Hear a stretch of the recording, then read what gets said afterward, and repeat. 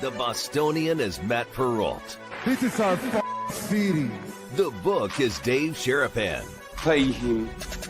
Pay that man his money. Together, they are the Bostonian versus the book. You covered! You covered 12! I covered! Follow the show on Twitter at Boston versus the book. How do you like their match? Bringing you the best insight on sports betting news, Matt and Dave's daily picks, and an entertaining and unfiltered dive into the sports betting industry. Here's Dave Sharapan and Matt Perrault. And here we go.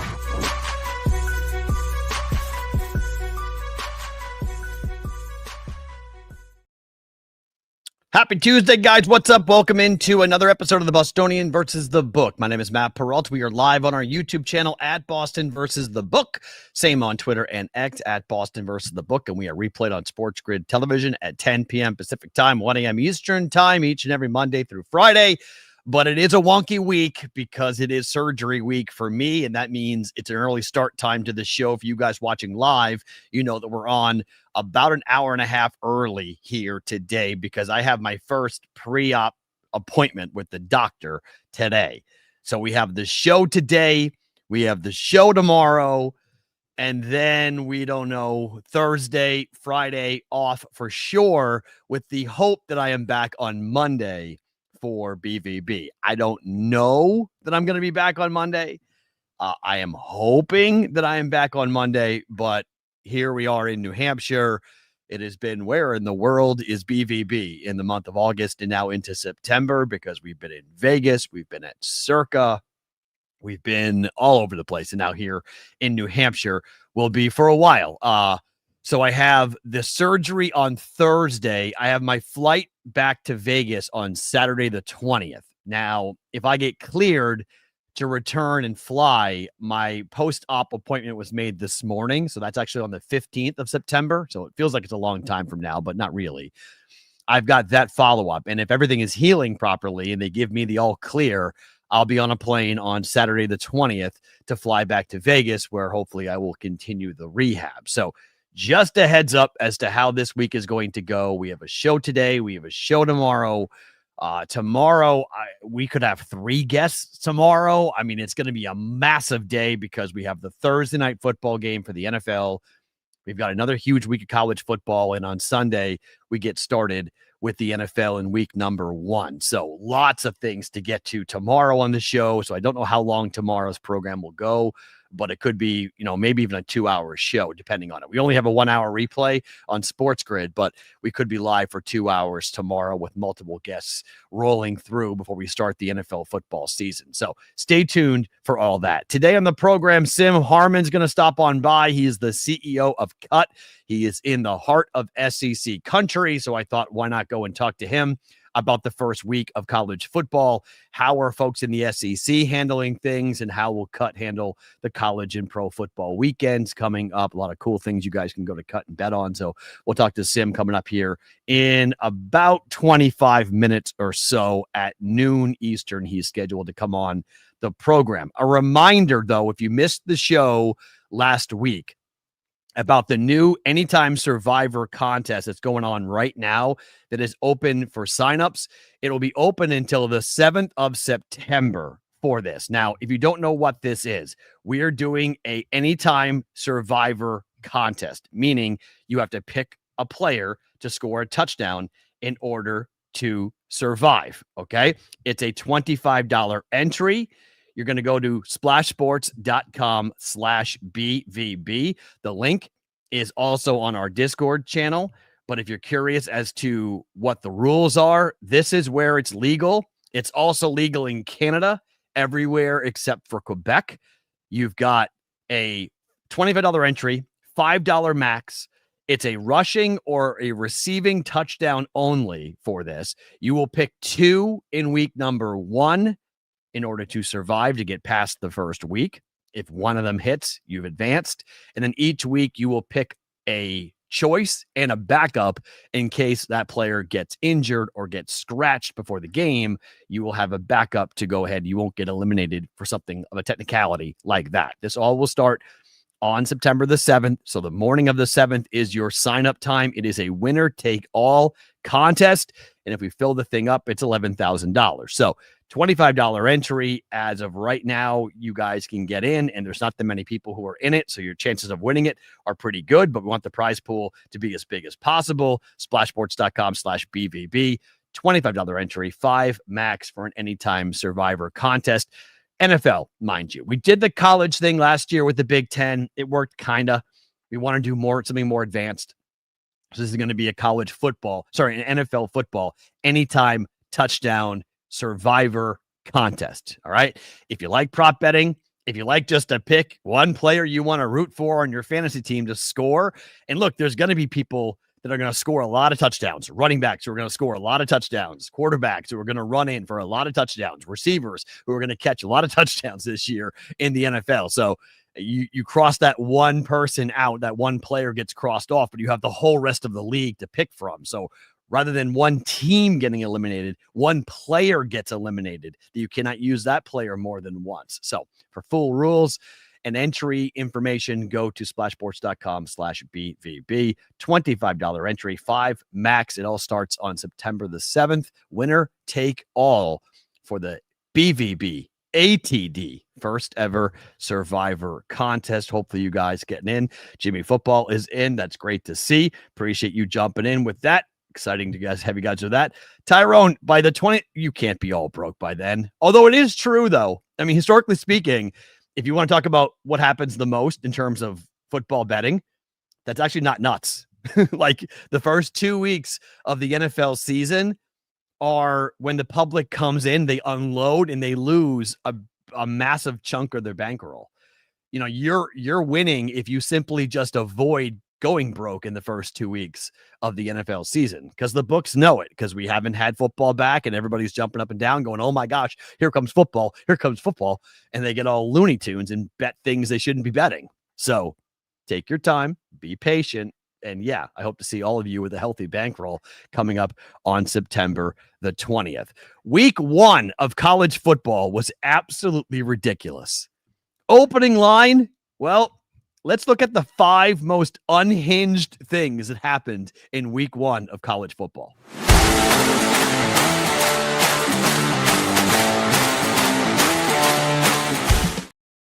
Man, there were some crazy things that happened in college football. It came back in a big way.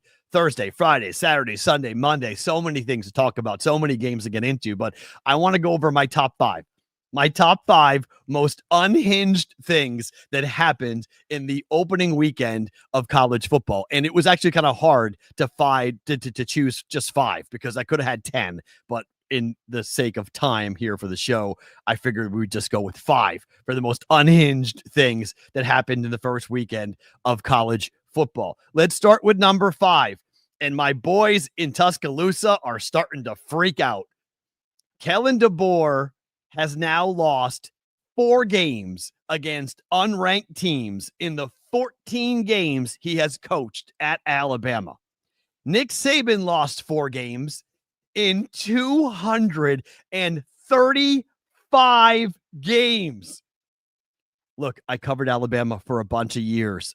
These folks do not take losing easily. They don't just accept that, oh, you're building. Oh, it's year 2. It's okay. Don't worry, Kellen DeBoer. You got plenty of time. No, you don't. Nick Saban has an office on campus in Tuscaloosa. My Bama people are already calling for Nick Saban's return to the sidelines. Not next year, right now. They want Nick Saban back on the sidelines right now, because the Florida State loss over the weekend was absolutely embarrassing. And I kind of agree. Alabama's defensive intensity and tackling was horrendous against Florida State. Florida State looked like the better team in every facet. There wasn't one part of that football game that I looked at this and I thought, oh my gosh, we completely and totally overestimated what Bama did in the transfer portal, in the NIL world, and the players that they were developing for this season. The quarterback, Ty Simpson, wasn't horrible. That really wasn't his fault. Everything else was Kellen DeBoer's fault. Everything else was an absolute train wreck. Train wreck. Florida State. Woo. Mike Norvell, that was a huge win. Now, we'll see how big of a win that is later on in the year, right? Because he needed a scalp. He needed something to calm everybody down after what happened last year and how bad FSU was. So everybody was like, fire Mike Norvell, fire Mike Norvell. And then they kept him, and then he beats Alabama at home in the opener. So what does that do for his stature in Tallahassee? If Bama goes on to be good, okay, if Bama goes on to be successful, this win will look more impressive. But if Bama goes in the tank, not that big of a deal. The rollover tide. Ouch. Low tide. They were dominated 100% in every facet. They were dominated. Number 4 on the most unhinged things that we saw in week 1 of college football. It got so bad last night that Peter called the game. That is not photoshopped. That is a real picture. If you shut the game off when it was 48-14 and TCU was destroying Chapel Bill, which it became Chapel Hell in that game because they scored a touchdown to go up 7-0 and then got boat raced by TCU. It was so boring. It was so bad. They knew that nobody was watching. They knew that the entire country had gone to bed, that Herb Street took his headset off, and put it around his dog to the point where we heard the dog panting on live national television.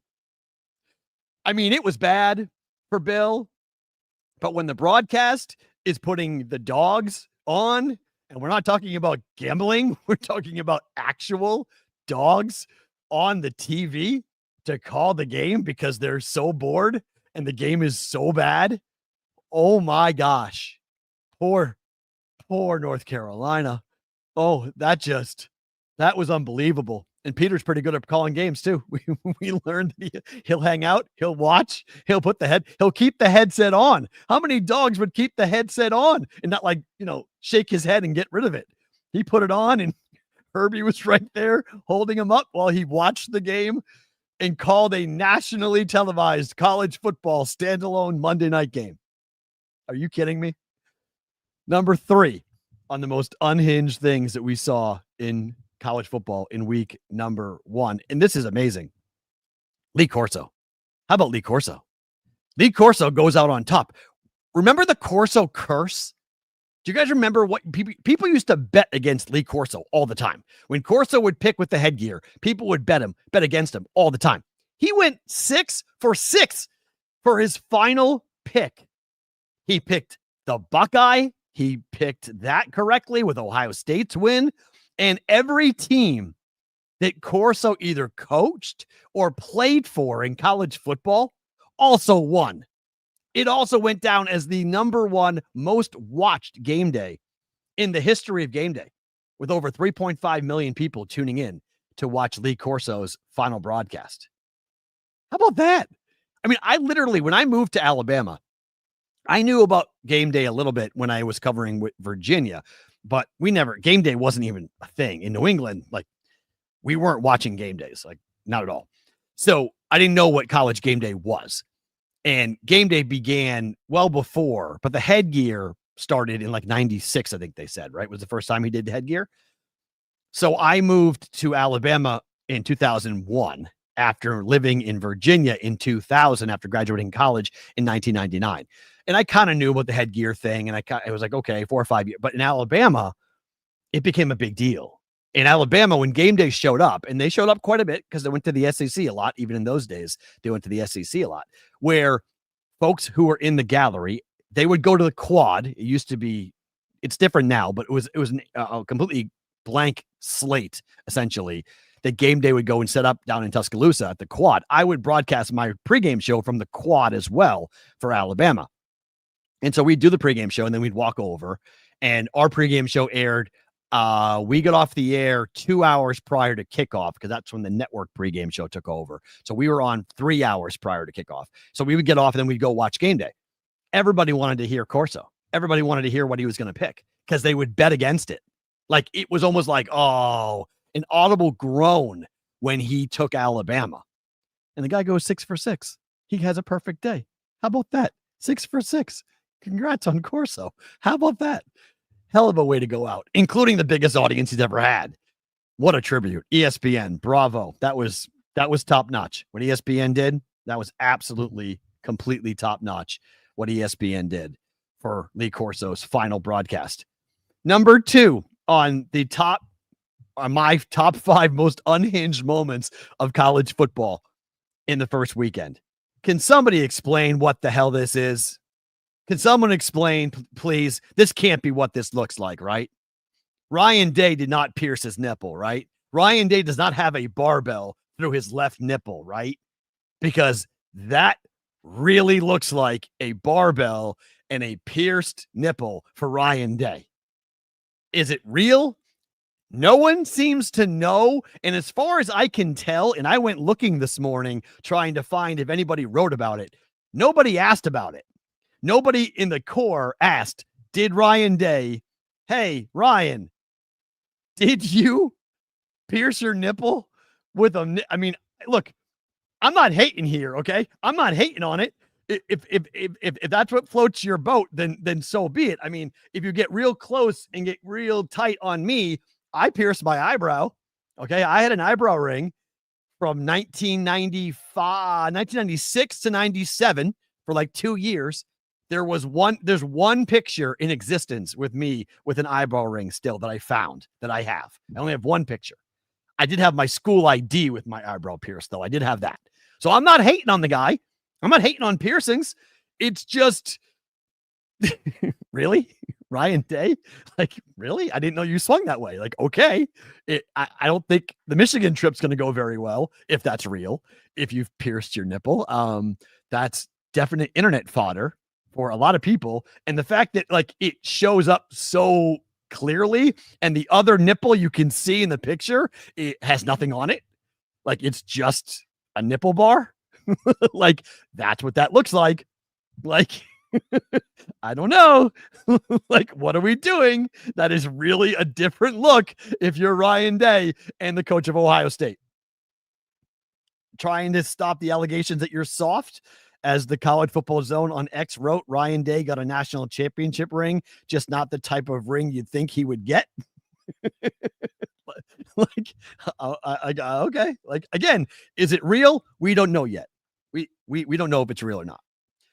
And finally, the number one most unhinged thing that I saw over the weekend in college football for week number 1 has got to be whoever the hell thought it was a good idea to put Bill Belichick at a podium with that around it. What in the name of Jordan Hudson is that set up for a press conference? I mean, I've seen coaches in some really weird situations. I have never seen this. This is a professional work environment. This is a press conference, not a fall formal.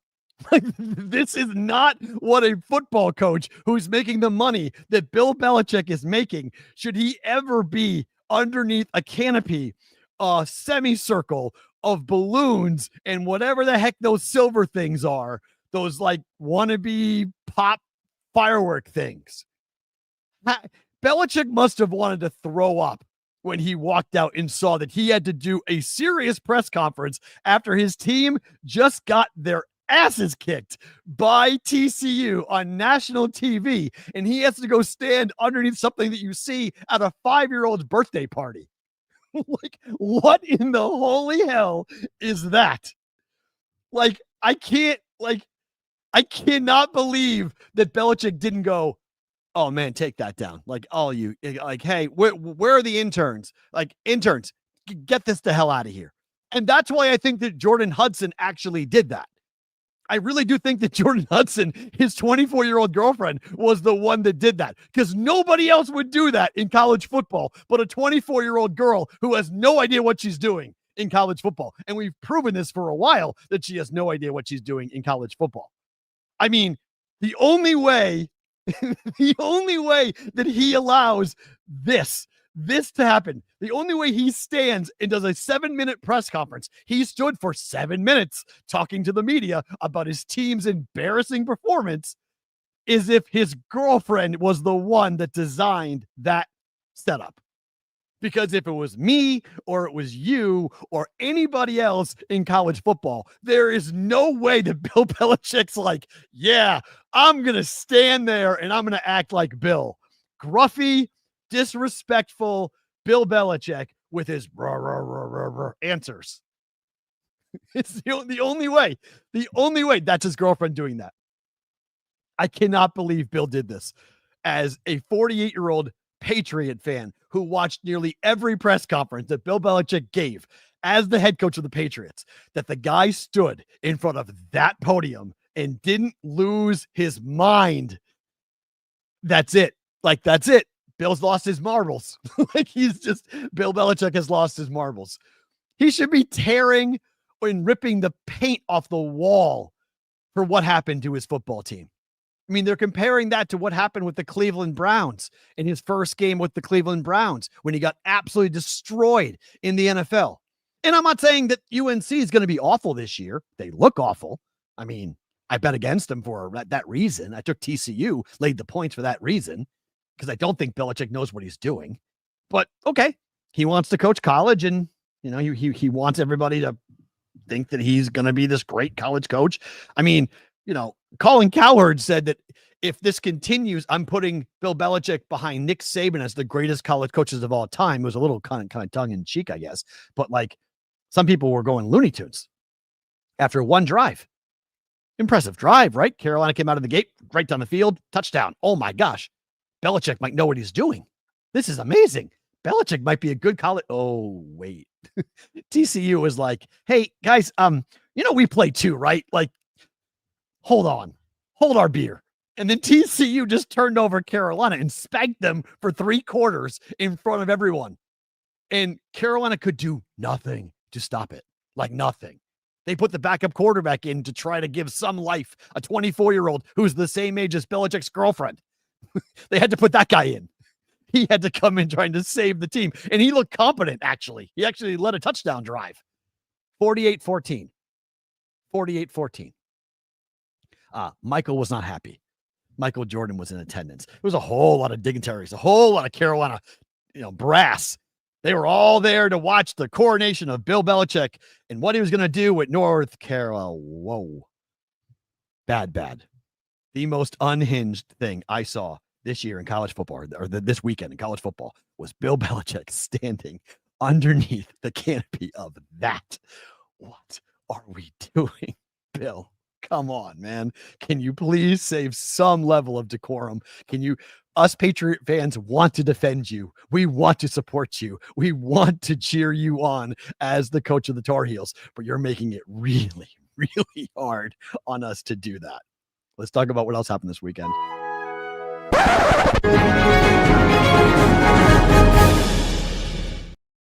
All right, let's talk about Ohio State and Arch Manning. Oh my. If it wasn't for all those other things that happened, Arch Manning would have been on the list here for unhinged things, because what happened? A funny thing happened on the way to the national championship for Texas.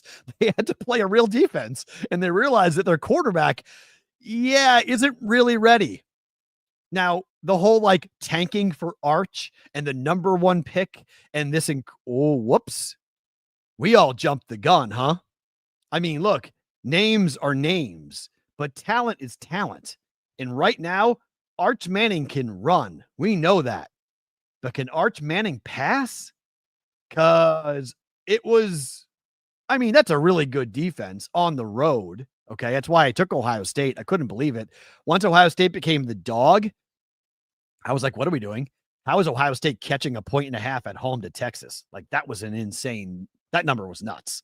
So I took Ohio State strictly because Ohio State was catching points. I was like, give me a break. I'm taking points. Ohio State's at home at the Horseshoe, and they're give me Ohio State.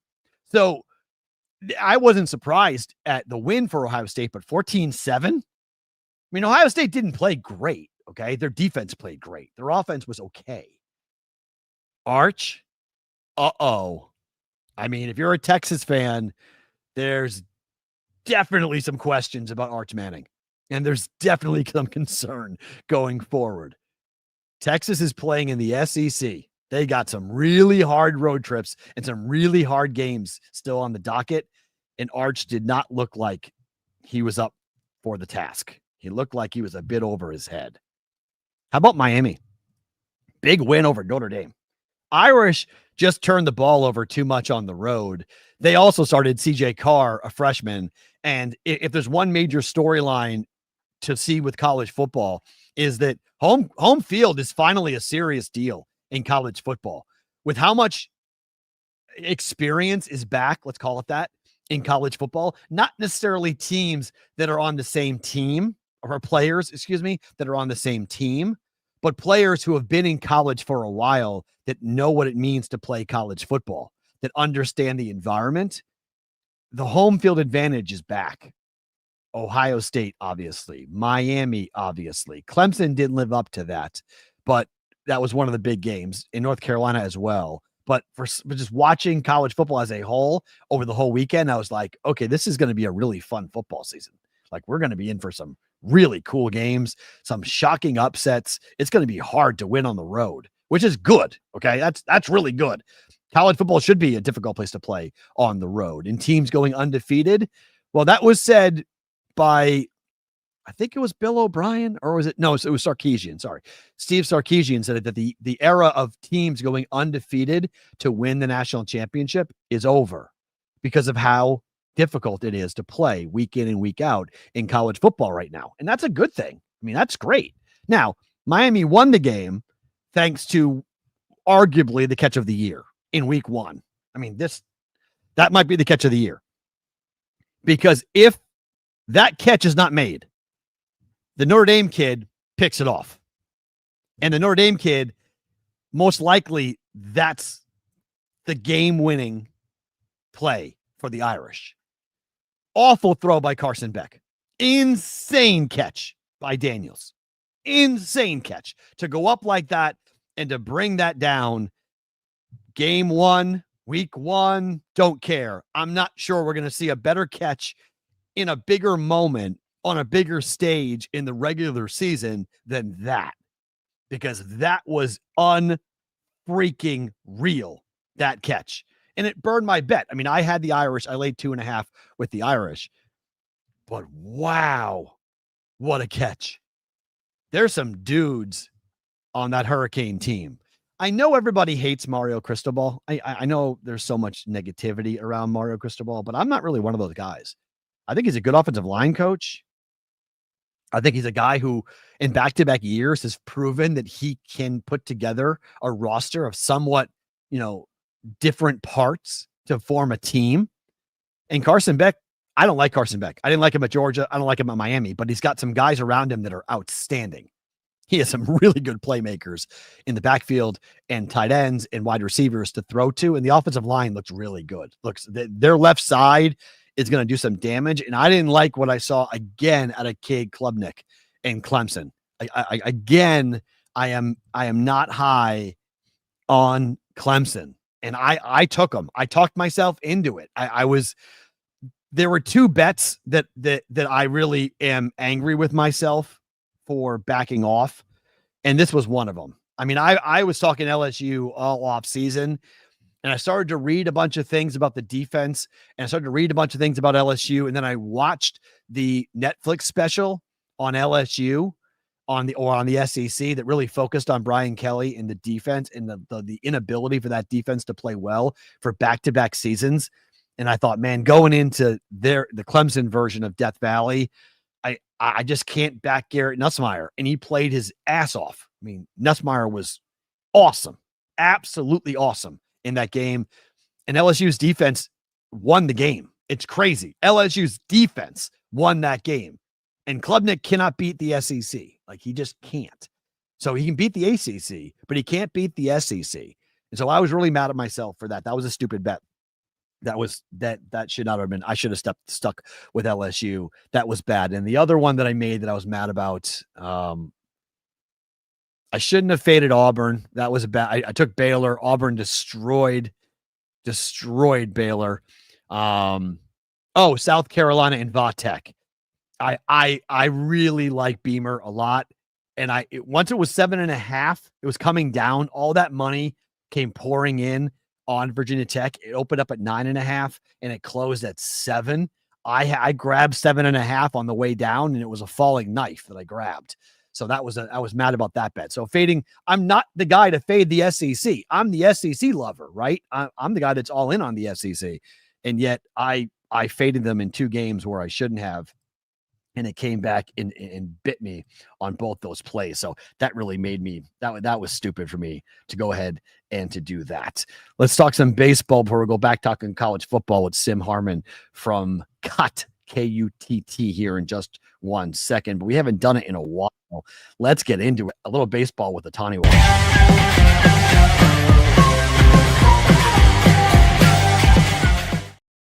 Ohtani making history again here. Another milestone for Ohtani as he just continues to do incredible things.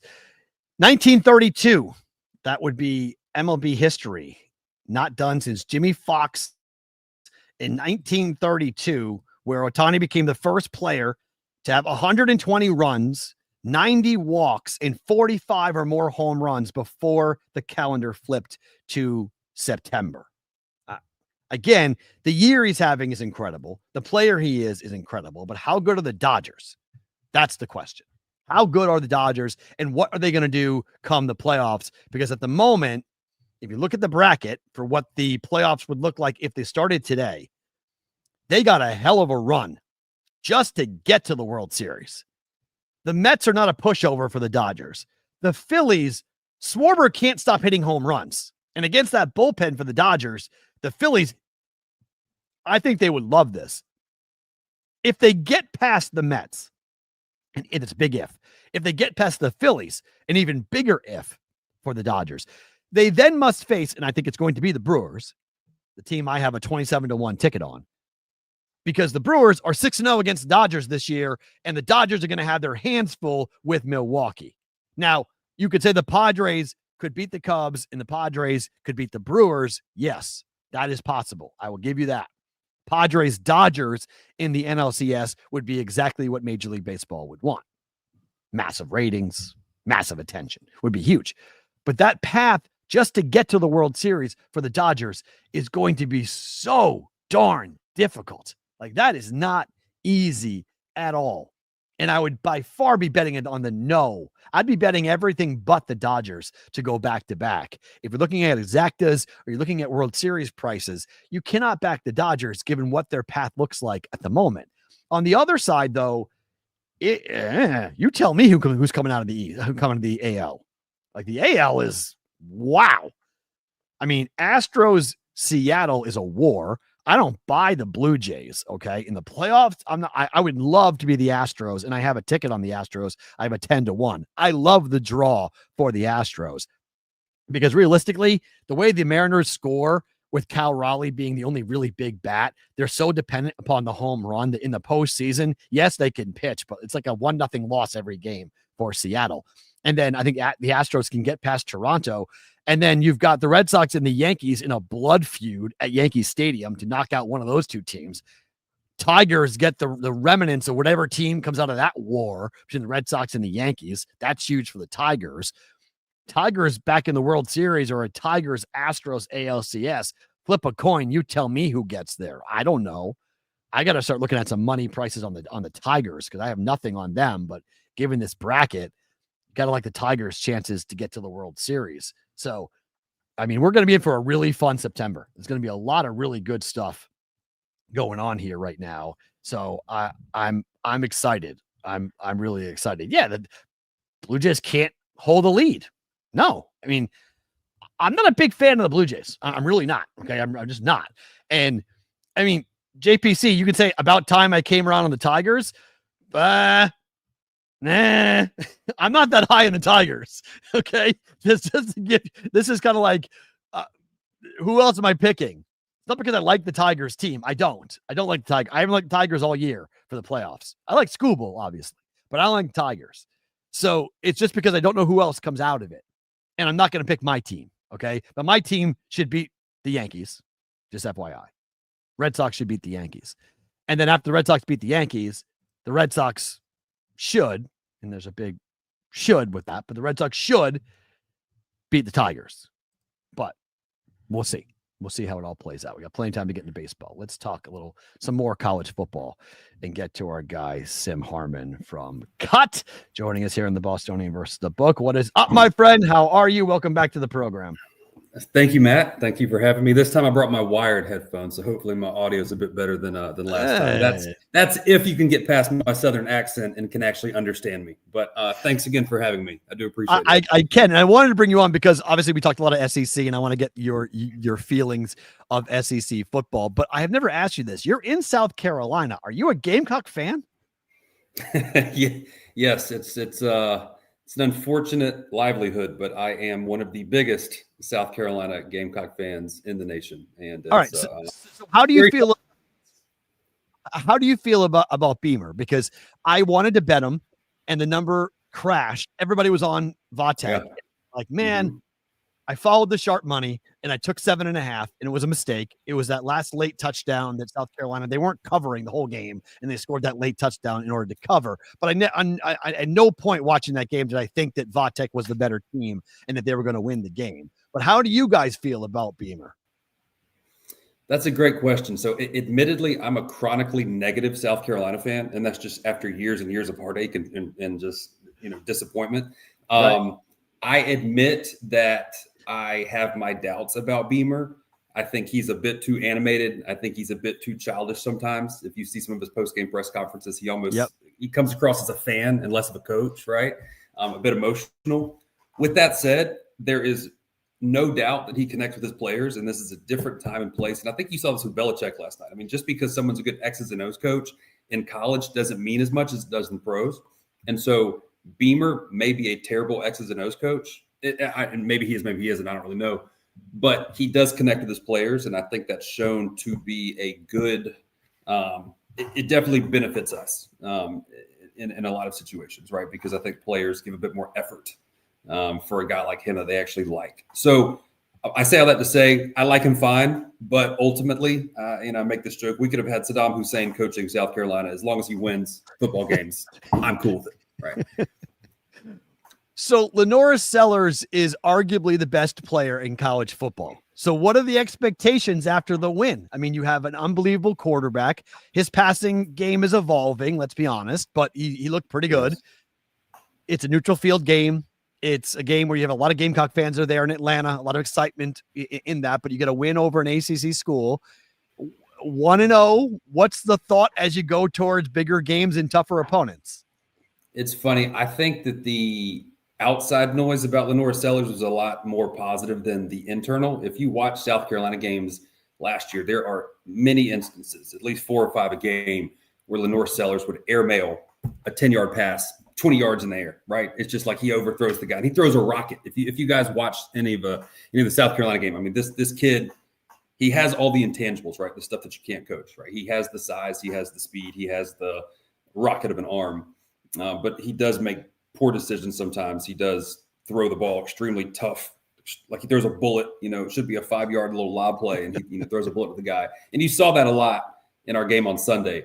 With that said, you watch our very first drive, and I mean, I immediately was like, oh my God, like we're going to win the national championship. The very first drive was just like shoved it down their throat. He was like 4 for 4 passing, 25 yards rushing to score a touchdown, barreled over some guy. So it's best of both. I shouldn't say best of both. You take both sides of the coin with him. Sometimes he does make a dumb decision, but from pure talent perspective, it's hard not to be excited. And we have a guy named Nick Harbor who caught a touchdown that was called back. It was very similar to the LSU Clemson game. He caught a very obvious to me. I don't know what a catch in college football is anymore. I don't think anyone knows, but very obvious to me that he caught this touchdown. He's 6'5". He's a track star. He's like pre-Olympic trial type of runner in track. We have Dylan Stewart, who is arguably a top 3 player in the SEC on defense. So we do have some pieces, right? But it all begins and ends with Lenora Sellers. And I think Lenora Sellers, if you talk to the media, he's number 2 in Heisman odds right now, shortest odds. So there are people out there, probably a lot smarter than me who think he will win the Heisman. And so I guess that's good enough for me just to even be in that conversation. That means that he's at least good. So I not famously, but to me famously, was on the field when South Carolina beat Alabama for the first time in like 30 years.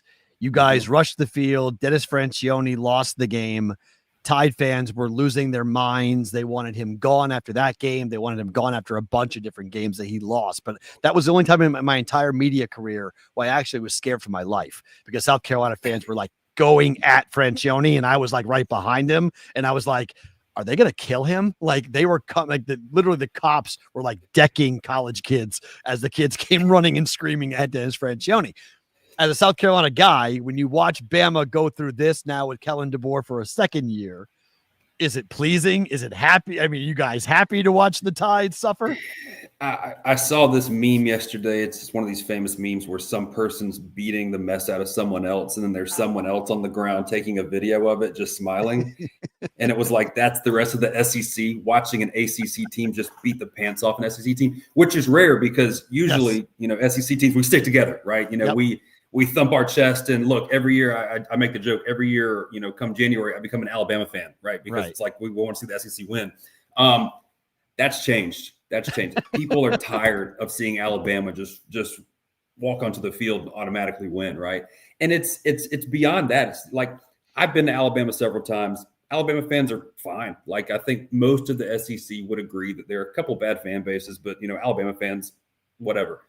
But the media, I mean, over the last couple of years, even like last year, or maybe it's last year, the year before, when Alabama barely got in the college football playoff, it's like the media is so biased for them. Paul Feinbaum, one of the biggest SEC spokespeople in the world, blatant Alabama fan. It's so obvious. So the SEC, I think, is tired of the Bama dynasty, and I can say with much certainty, and look, you can come bet me on KUTT if you disagree.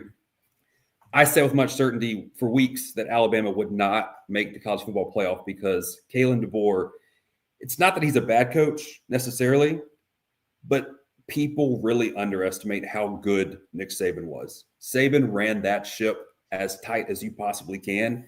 Nick Saban is arguably the greatest college football coach of all time. I'm 34, so I can't claim to, know Bear Bryant, some of the old guys, but there had to be a drop off, and I'm glad it's coming quicker. And so it makes me quite happy. But yes, if you disagree, I'm firmly of the camp that the Bama dynasty is over. I will be surprised if they win 9 games this year. I will be absolutely shocked if they win 10, but I am uber confident that they do not make the playoff this year. And if you disagree with me, you can bet me on KUTT. But I saw this. This is thank you for leading into this because it's perfect.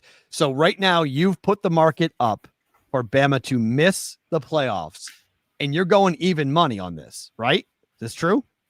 That's true. Yes. Which is, I checked DraftKings.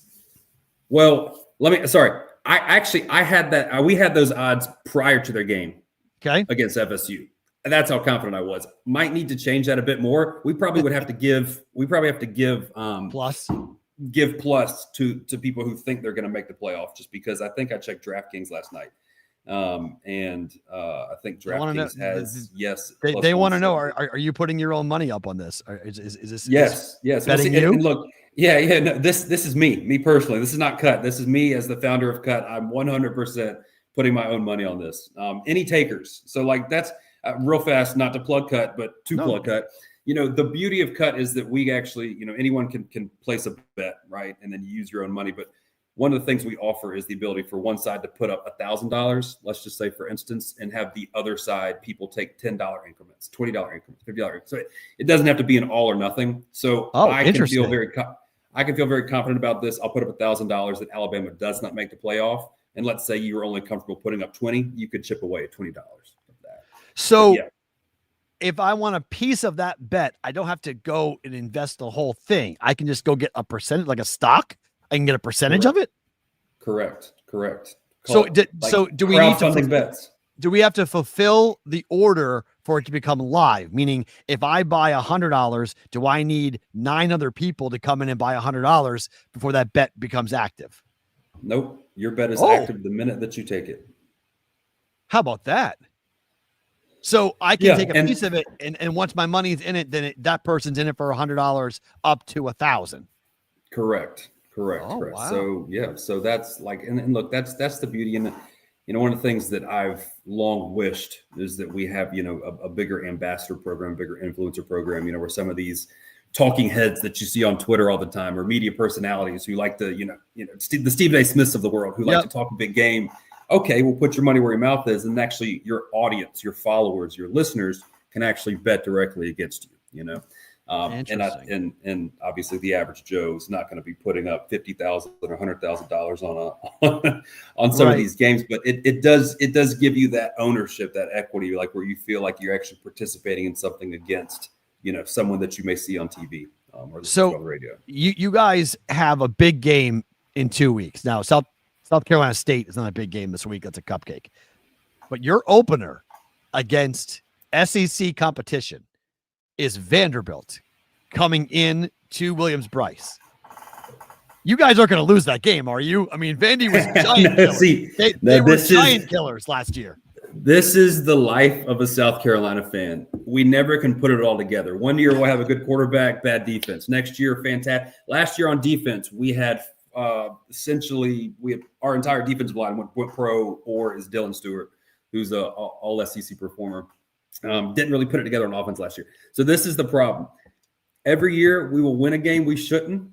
Every year we will lose a game we shouldn't. And we have owned, like most of the SEC, we have owned Vanderbilt for 20 years. So every year that we don't lose to them is makes me more nervous that this is finally the year we lose to them. And last year they beat Alabama. So I mean, Diego Pavia versus Lenora Sellers.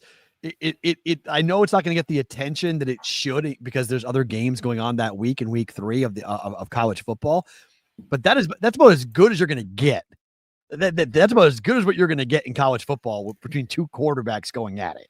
Yeah, I think in the next 2 weeks, my goal is to lobby the NCAA to reverse their Diego Pavia decision and actually say, hey, listen, man, you've been in college for too many years. You got to go. Speaking of, I saw in this era of NIL and transfer portal, I saw that Georgia State just picked up a quarterback who, I think it was Georgia State, who has been in college 7 years. Yes. 6 or 7 different teams. TJ Finley. Yep. Today. Absolutely crazy. I literally had to check it. I was like, that's the TJ Finley from North Carolina State. Like that's NC State TJ Finley. That's NC State. Yeah. That was like, wait a minute. Yeah. So Diego Pavia is another guy. It's like, man, I've been hearing about this kid for years now. Like, is he finally going to graduate? So he's making a lot of money. He's making a lot of money. He's making more money playing college football than he will making pro football. So, like, just stay right where you are. 100%. All right. So, look, I know we're talking SEC, but I have to flip it on you real fast. What are your thoughts on Belichick? Do you like Belichick, not like Belichick as a coach? And I then love we'll talk Belichick. about him at UNC. I hate Belichick. I like him as a coach. I love Belichick as a coach. As a coach, I love him. He's my coach. But as a college football coach, it's going to be a disaster. I think so, too. It's going to be an absolute disaster. He doesn't give a flip. I don't think he cares. I think he took the job to give his son the right. He's like, I'll coach here for 3 years because he put in the contract that Steven takes over whenever Belichick leaves. Steven Belichick takes over the head coaching job at North Carolina. Well, after last night, that might be sooner than later, right? I mean, I think this is all just a play to give his kid a chance to coach big time college football without having to go through the same rigmaroles of like, well, you're Belichick's kid, and I don't think you're the same as him, and blah blah blah. So this is just nepotism at its finest, and I don't think Belichick really cares. I mean, I don't know if you saw it, but we talked about it earlier. But this is what Belichick gave his post game press conference in front of.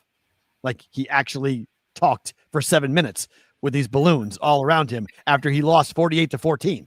Like this is the Bill Belichick I know would have torn this thing down and gone, I'm not talking in front of that to the media. That looks like a celebratory, almost like a gender reveal balloon type thing. Yeah, that's 100%. Funny. That's funny. And that's Jordan, and that's why I know that Jordan was the one that put that up. She's the one that made that. I had so many things to say. Quick plug for KUTT. So we have a fun market up right now about which coach will be at their current team longer, Kalen DeBoer or Bill Belichick. So which one of which one of those coaches do you think will be at their respective schools longer in the head coaching position? So basically it's a bet on who gets fired first or who quits first. And I think both of them probably have a year at this rate. So, wow, that is. Is it something even money? Even money on that? Even money, yeah. But look, I mean, and you can create your own odds, right? So if you think that one of them deserves to, because I would put DeBoer as the favorite to be iced before Belichick. I don't think Carolina wants the egg on their face that they're going to let Bill go for a while. Alabama has no interest. I mean, I covered Alabama for 5 years. Okay, I saw Mike Dubose, Mike Price, Mike Shula, Dennis Francione, and blanking on the fifth one. But I saw 5 coaches in 5 years at Alabama in my tenure. So guys getting blown out. Yeah. Before Saban, this is what Bama looked like. They constantly were talking about Bear Bryant and the past and what used to be and how we expect to be. And Gene Stallings came in and won the championship in 92, and that still wasn't good enough. And so they ran him off and he ended up leaving. And then they went through the whole hell from 94 all the way till Nick taking the job. It was basically 15 years of suffering. And it sure looks like Alabama's right back to that. Yeah. Yeah. So, I think, I guess getting back to the, your overall arching questions, I think the SEC, I'm a big SEC guy, have been a big SEC guy. As I said, I pound my chest come playoff time, even though South Carolina's never even in the conversation. But I do think that things are changing, and I do think there is a bit of a changing of the guard. Obviously, look, you're always going to have, your Ohio States, your Michigans, your Georgias, a couple other teams that are fairly Clemson's, as much as it pains me to say that, consistently in the conversation. But I do think something has changed. And I think a lot of it has to do with coaching, right? The Urban Meyer went away. Nick Saban went away. A couple of these other bigger name coaches. I think college football, I personally find college football more exciting when there's more of a level playing field. It's not fun when you have the same teams win over and over and over. So I do think we're kind of in this new era of, especially with the 12-team playoff, a new era of, hey, maybe one or two teams that should not historically be there will be getting in the playoff and doing well. NFL, same situation. We'll end it with this. Your team has Vandy at Missouri and then Kentucky at home. Games that, historically speaking, South Carolina would win, right? Well, that would mean you're undefeated when you hit maybe the hardest stretch of football games in the country. I don't know who you guys pissed off, but your schedule goes at LSU, home for Oklahoma, home for Alabama, at Ole Miss, at Texas A&M, home for Coastal, which is not like a layup, right? I mean, Coastal's not awful. And you end against Clemson at home. I mean, right now, and obviously the rankings are going to change a lot as we go, but you guys are facing 1, 2, 3, 4, 5, 6 ranked teams as of right now in your final 7 games. Are you guys? Are you excited? This is the life of the Carolina fan. So I'll tell you, this will show my age a little bit. So 2010.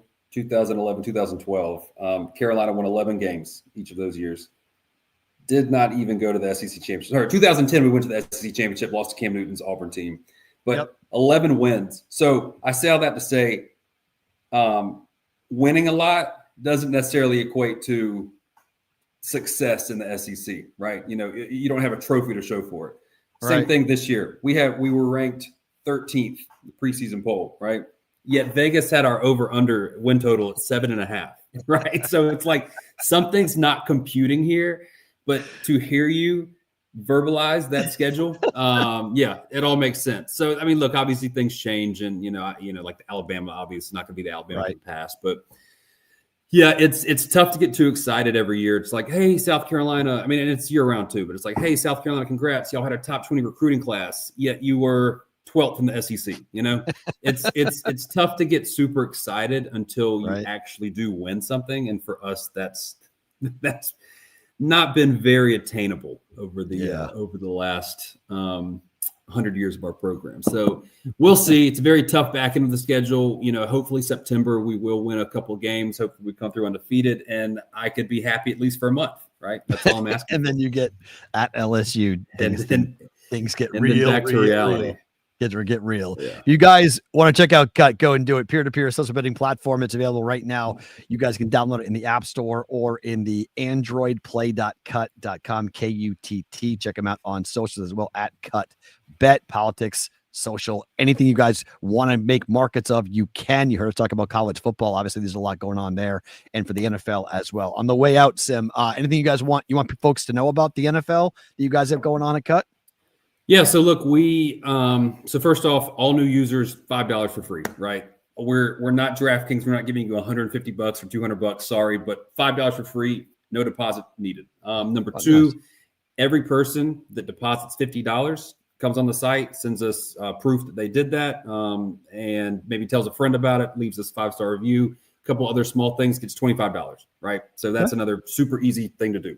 And then what we do is weekly, we run contests and giveaways that basically say, hey, if you bet $100 or $50 or whatever it may be on the NFL or on college, whatever, then you are entered into a giveaway to win. Usually it's between $500 and $1,000 in site credit. So look, again, we're not DraftKings. We don't have the bankroll of a DraftKings. We don't have the budget of a DraftKings. We are not giving away money just to give away money. But we do, I think, a pretty good job of making things exciting for new users. And so I would definitely encourage all of your listeners to please come check out KUTT. At a minimum, and this is at a minimum, with no free money, no giveaway, no nothing, we have much better lines than you're going to find on your traditional betting apps, right? And I would also say it's a lot more fun, right? We just talked about kind of the community aspect where you can bet against other people, bet against your friends, bet against strangers that you didn't know on Twitter.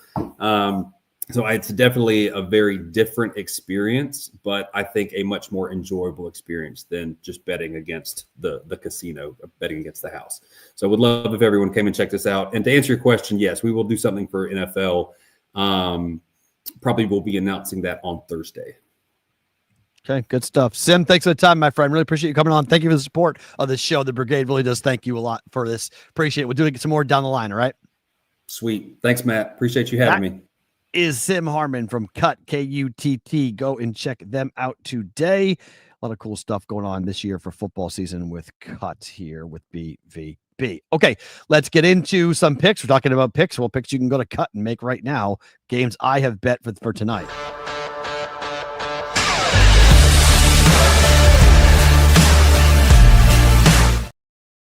All right, just the picks. Let's get into some games that I've bet today. I should have bet the Red Sox on the run line yesterday. I bet the under on the Red Sox in the Cleveland Guardians. It went 6-4. Red Sox win. The game goes over 8.5. So that was my bet on that. But this is Garrett Crochet, and the Red Sox are right there. I mean, you look at the American League East standings, Toronto Blue Jays are 79-59. They're 5-5 over their last 10 games. The Yankees are 76-61. The Red Sox are 77-62. 2.5 games back. Red Sox and the Yankees right behind the Blue Jays. Every game here on out is important. And when you are an ace, you are expected to take the ball and be dominant tonight. Like the Red Sox on the run line up against the Cleveland Guardians. The Red Sox got a couple of really crazy breaks and home runs. Trevor Story hit a home run that was the shortest home run in the history of baseball. Just weird things are happening for the Red Sox right now. All good. Red Sox on the run line, you should be able to get a pretty decent price on this, -110, -120, somewhere in that range. So shop around on that. KUTT may have a better price for you there as well for the Red Sox on the run line. But I think Boston goes out in 4-2, 5-2 type win here tonight for the Red Sox. Speaking of Toronto, I think they beat the Reds. I like Lodolo a lot. I'm a fan of Lodolo, but left-handed pitching, the Blue Jays kill it. I mean, they're one of the best teams in all of baseball. They hammer left-handed pitching. RBIs, slugging percentage, batting average. They're tremendous. So Blue Jays to win the game, and it shouldn't be expensive. It should be like -105, -108 on this, with Barrios going on the hill, who's better at home than he is on the road. The whole Blue Jay team is better at home than they are on the road, but the Reds came from behind last night to beat the Blue Jays. They can't afford to lose 2 games in a row, given what I just told you in the American League East. Give me Toronto money line here. And then this number is now 8, But the Astros and the Yankees, number 7.5. If you can find a 7.5 in the market, I think you go over. I think this is just a reaction to Fried and Framber Valdez. Their names are making people bet it versus what their stats are and versus what the lineups they're going to face. Both the Yankees and the Astros blast left-handed pitching. I think we see this potentially go over in the first 5. I like first 5 over in this game as well. I just don't think we're going to see a 3-2 baseball game between the Astros and the Yankees here, given the starting pitching. Max Fried's been horrible. The Astros need it. The Mariners are right behind them. I just told you about the Yankees as to what the Yankees are going through. The Yankees need it desperately as well. Give me the over 7.5 for the Yankees and the Astros here tonight. Again, most books have gone to 8, but you might be able to find a 7.5 out there in the market. I got the prop bet of the day and news of the industry all still to come here in bonus time. If you guys are on the replay on Sports Grid Television, thank you for watching. Come on over to our YouTube channel at Boston versus the Book. You can watch the rest of the program. But for the rest of you guys who are here live, you get bonus time.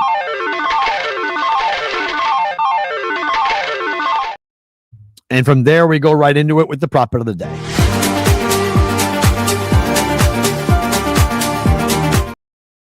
It's a good hammering there, Mr. Wobble, over 7.5, hammering that last night. Numbers going up. It may even go to 8.5. I don't know. I mean, 7.5 was the books just expecting, I don't know what, like the public, because of the names, they're going to bet under, that it's Fried and Framber, but I don't know. I don't get the stats tell you that number should not be what that number is. That number is too low for those two. BBB prop bet of the day. Let's talk about Yu Darvish and Yu Darvish strikeouts. He's basically 4, 5, 6, or 7. Okay. Essentially, he rarely gets to 7. He occasionally gets to 6, but far more often, Yu Darvish is 4, 5, or 6 for strikeouts. Last 5 starts, that's where he has been, 4, 5, or 6. Only one of those times has he gone over 5.5. I'm going to go under with Yu Darvish for the Padres tonight, taking on the Baltimore Orioles.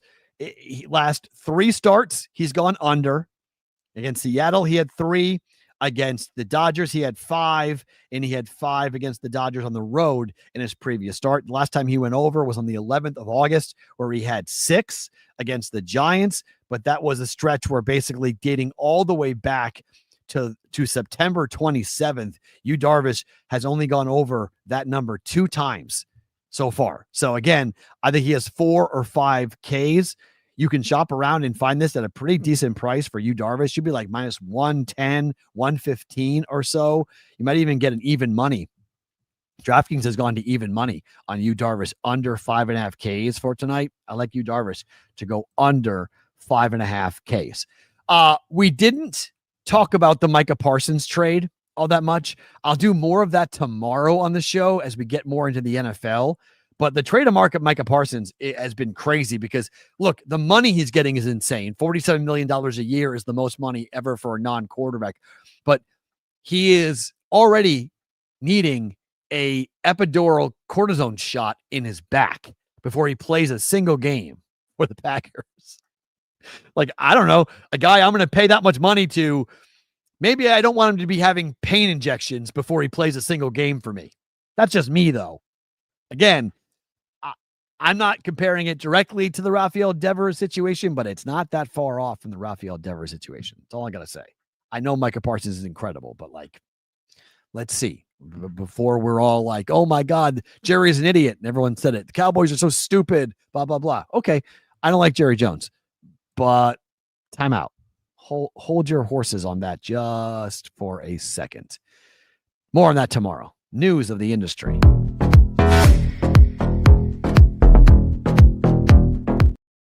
All right, news of the industry. This isn't that big of a story because other books have done it before, but it's making big news because people are finally reading house rules. DraftKings has made a pretty big adjustment to its house rules. And as Jeff Edelstein wrote for ingame.com, DraftKings alerted customers to a rule change about late breaking news that has a lot of people really mad. People are like, this is outrageous. How are they doing this? Why are they allowed to do this? Well, I'll tell you that books have been doing this for a while. Like, this is not that surprising. So what is this? This is essentially if a story breaks and you have a number that is completely outrageous, like if you've laid 3 on the Chiefs, right? Chiefs -3, and then Patrick Mahomes is out and the game goes to a pick. Well, the book can void it. The book can void your bet. They can step in and say, sorry, if we're not going to allow you to have this bet this big of an edge. Talking about any bets accepted by DraftKings at the time or after an announcement has been made or information has been released where the announcement or information affects the odds for the bet, and B, the odds for the bet had not yet been updated on the DraftKings platform to reflect the announcement or the information. Like, it is on its surface completely and totally bullshit. Like, on the surface, that is complete bullshit. Okay? That you beat the book to the information, you should get the better number. The fact that they can void it is bullshit. There's no other way around it. Okay? However, this is not that shocking. This has happened a lot. A lot of books have this in their house rules. A lot of books, and in Vegas, I've been told that Vegas books have this. Vegas books have had this for a long time. They just don't always exercise it because of the customer service problem that it presents. If the bet is big enough, though, they will exercise it. If you come in and bet $1 million on a play because you know the information before the book and the book doesn't realize that Patrick Mahomes is not playing, but you know that before everybody else, and you go ahead and take +3 and the number goes to pick and you put $1 million down on it, the book has the right to say no and give you your money back and not take the wager. I don't like it either. Okay. I don't think it's fair. I don't think it's right, but it is something that has been on the surface, has been something that's been done for a while. And DraftKings has just made it more clear as what was written on ingame.com. What DraftKings just did is to show its work. And in this business, showing your work is almost always going to make people mad. So like this hasn't been a new thing. It's been part of the betting community for a while where books can say, hey, you had the info before anybody else. We're voiding the bet and we're going to give you your money back. The difference is not in the legalized world. DraftKings goes on Twitter and makes this announcement and thousands of people see it and they're like, screw you. That's ridiculous. You can't do that. You took the bet. And I will admit, on its surface, it stinks. Okay. On its surface, it looks like complete bullshit. I'll give you that. But it's not new. So, I don't want to rip DraftKings for doing something that's been sort of a tried and tested thing. It just, again, shows you why I have been in support of some type of gambler Bill of Rights for a long time. I think there needs to be some level of situation. And, it's a frustration, to be frank, with the industry. That books, everything is tilted towards the books. Everything is the way they want it. And they still will kick people out. They still will limit gamblers, even with all of everything being on them. All of the stuff that it's all on them. DraftKings can then say, oh, wait, you beat our traders to the information. So sorry, that bet's voided. And for most people, it's going to be $100 or $200. It's not a lot of money. Just take the bet, but they don't want to. And that's the frustration. And there's nobody to complain to. There's nobody to whine to about it. I mean, it's just tough luck. And so there needs to be some protections. I still think that limiting players and kicking players out is wrong. I don't think it's right. And the Mass Gaming Association has gone the farthest with that, but even they have been slow played by the industry, and they keep on kicking the can down the road of this conversation about what do you do to limit players? When do you kick them out? When do you drop them down to $1.50? Why do you do that? How often do you do that? All those things. And they're claiming that it is proprietary information and that they should not be able to do this. It's annoying. Yes, Jimmy Football, of course. This is a Dave story. It's the origins of the show on this, to be quite honest. Well, it's not my favorite thing about today, but I will end the show with this. I won't do favorite thing about today. Jimmy just brought it up, so I think it's actually worthwhile. We can end the show because if you're still watching the show now, you are a brigade member through and through. And so you saw Dave on social media. I'm not going to put it up because it's a personal story. His story is going to be his own to tell, and I say that with full, awareness that I've been talking to Dave. I talked to Dave for the last 2 days. And when I started to see him post to Twitter is when I went and started to text him and be like, hey, what's going on? And so I'm going to keep my conversations with him private as to what he's dealing with. But I know a lot of you have received DMs from him and saying some things that have caused you to reach out to me to say, hey, what does this mean? The only thing I can tell you is I don't know. Dave is a grown man who has every right to tell his own story and to be able to communicate in whatever way he wants to communicate with the world. And so I'm going to ask some of you, because I know a lot of you have reached out to me, that if you're asking me questions about what it means when you're getting notes from Dave, I'm asking the same questions. I don't know. And that's me being as transparent and honest with you guys as I can. I don't know. I don't know where he is, in what headspace he's in.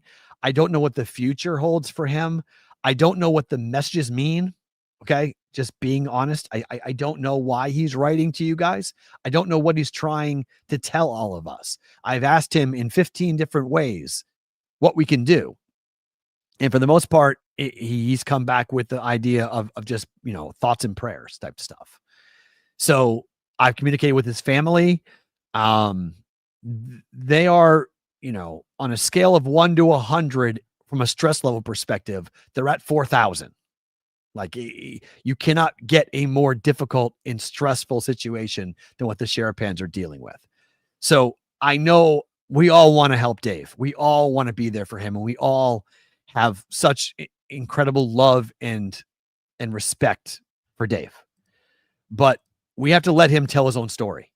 And you have to let me tell you guys. I don't know. I know that answer isn't good enough for some people. Like, why don't you know? But I'm not kidding. And I'm not saying this is a burden by any means, but it is every day where I'm getting 5 to 7 messages, phone calls. I was on the phone with somebody over the weekend on Saturday night at 10:30 at night while I'm on vacation with my family on Cape Cod. I'm on the phone with a guy who I do not know, who was crying, bawling about what's going on with Dave, sobbing. First time I ever talked to the guy, media member, like bawling. I'm not a therapist. Like, I'm not a psychiatrist. I can't help in this way. I can't even help Dave. So everyone looks to me as like I'm supposed to be the Dave truth seller and like truth teller, and I'm supposed to know everything. I don't know. I'm in New Hampshire. I'm hanging up this call with you guys right now. I'm getting off the air with you guys, and I'm going to a pre-op appointment where I'm having surgery on Thursday, and I'm going to be in my own world of pain come Thursday, Friday, Saturday, and Sunday. I got my own shit going on right now that I'm not happy about and worried about. And so my family is concerned that I have been so preoccupied in trying to help Dave from a distance and trying to find the answers to what's going on that I haven't properly prepared myself for what's happening on Thursday. So I'm trying to do that. And this is one of those ways, is kind of coming to you guys and telling you what is going on and explaining to you guys that I don't know the answers that you're asking me. I've been inundated recently with people that want to raise money for Dave. Be like, hey, I want to do this. I want to do that. Can I do this? Can I do that? I can't be the one that runs this because they don't want that at the moment. The family wants privacy. Like that's what the family wants. The family wants privacy. What Dave wants, I don't know. I don't know what he wants. I don't know what the point of that tweet was over the weekend. I don't know. And it was like whacking a hornet's nest because it was insane. My phone for 2 days was insane. And it wasn't just the text. It wasn't just the tweet. It was all text messages that a lot of you guys in the brigade were getting. If you've communicated with Dave, you probably got a text message from him over the weekend. I got the same one. I got many others too, but I got the same one, the same language. So I don't know the answers. I don't know. So yes, the whole situation, Roger, yes, makes my heart hurt. Yes, 100%. It fucking sucks. There is no but I got surgery Thursday and I got a football season to get through and I got this show, try to keep this thing alive. And I got my other stuff I gotta teach and everything else I'm doing.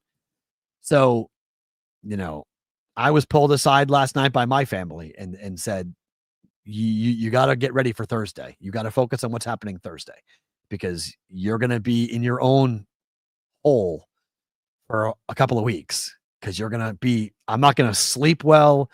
I'm going to be on pain meds up the ass. I'm going to be on Percocets and Vicodin and whatever else they're going to put me on. So that sucks. Okay. So, and that's why I'm here. I'm not in Vegas because I have to go through this and I see a specialist here because this surgery is not going to be as easy as it could have been. So, it's having my arm. I'm losing the ability to use my arm for 3 months. Like being left-handed is not easy. I'm a right-handed person. So everything's coming for 3 months with my left hand. This arm's going to be, immobilized. So sucks. Addison, thanks for making me laugh. We are back tomorrow for the last show before surgery.